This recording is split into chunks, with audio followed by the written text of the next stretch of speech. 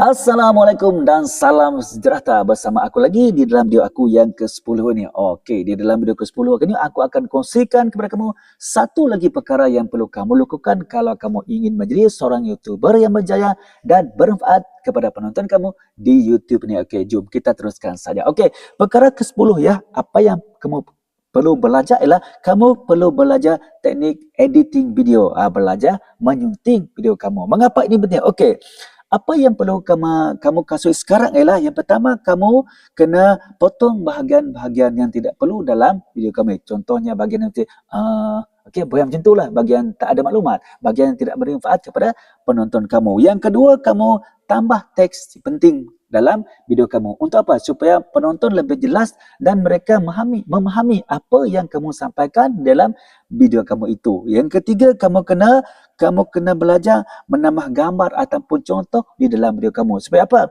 Supaya maklumat info yang kamu sampaikan di dalam video kamu dapat dipahami dengan lebih jelas dan mudah, senang, enjoy oleh penonton kamu. Dan yang keempat, kamu boleh juga menambah muzik latar di dalam video kamu. Untuk apa? Supaya video kamu tidak kelihatan sunyi. Okey? Macam tu. Supaya penonton lebih tertarik lagi untuk menonton video kamu. Tapi jangan buat muzik kita ada kaitan pula. Okey? Macam tu. Dan perkara kelima pula adalah kamu belajar, buat tidak terlalu banyak perubahan yang berlebihan lah.